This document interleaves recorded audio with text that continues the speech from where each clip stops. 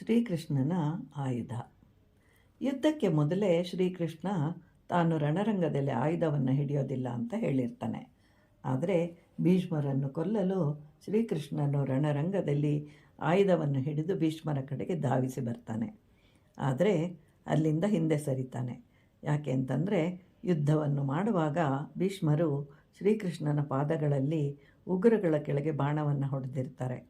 ಆದ್ದರಿಂದ ಶ್ರೀಕೃಷ್ಣನು ಆ ನೋವನ್ನು ಅನುಭವಿಸಲಾರದೆ ರಥದಿಂದ ಇಳಿದು ಆಯುಧವನ್ನು ಹಿಡಿದು ತನ್ನ ಕಡೆಗೆ ಬರ್ತಾ ಇರುವನು ಅಂತ ಭಾವಿಸ್ತಾರೆ. ಆ ಶ್ರೀಕೃಷ್ಣ ಪರಮಾತ್ಮನೇ ನನ್ನನ್ನು ಕಾಪಾಡ್ತಾನೆ, ಅವನೇ ನನಗೆ ದಿಕ್ಕು. ಇಲ್ಲಿ ಭೀಷ್ಮರು ಅಹಂಕಾರವನ್ನು ಪ್ರದರ್ಶನ ಮಾಡ್ತಾರೆ. ಸಾಮಾನ್ಯರಿಗೆ ಉಗುರಿನ ಕೆಳಗಿನ ಭಾಗಕ್ಕೆ ಬಾಣಗಳು ತಗುಲಿದರೆ ಬಹಳ ನೋವಾಗಿ ಹೆದರ್ತಾರೆ. ಆದರೆ ಶ್ರೀಕೃಷ್ಣ ಪರಮಾತ್ಮನು ಅವನು ಎಲ್ಲಕ್ಕೂ ಅತೀತನಾದವನು. ಕೇವಲ ಭೀಷ್ಮರು ಬಿಟ್ಟ ಬಾಣಗಳಿಗೆ ಹೆದರುವವನಲ್ಲ.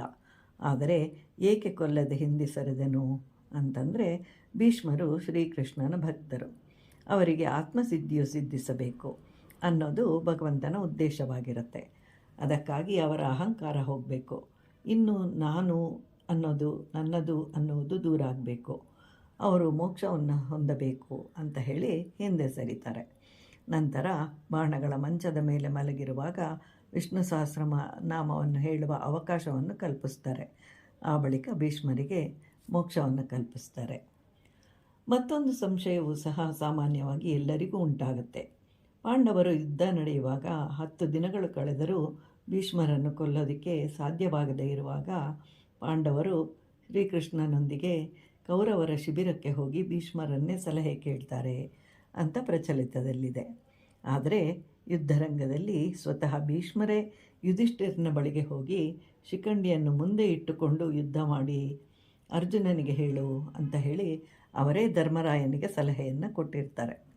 ರಾತ್ರಿಯಲ್ಲಿ ಧರ್ಮರಾಯನು ಈ ವಿಷಯವನ್ನು ಶ್ರೀಕೃಷ್ಣನ ಬಳಿಯಲ್ಲಿ ಪ್ರಸ್ತಾವನೆ ಮಾಡಿದಾಗ ಶ್ರೀಕೃಷ್ಣ ಆ ಮಾತನ್ನು ಪ್ರೇರೇಪಿಸ್ತಾನೆ. ಯಾವ ಕಾರಣವೂ ಇಲ್ಲದೆ ಶ್ರೀಕೃಷ್ಣನು ಪಾಂಡವರಿಗೆ ಏನೂ ಹೇಳಲಿಲ್ಲ.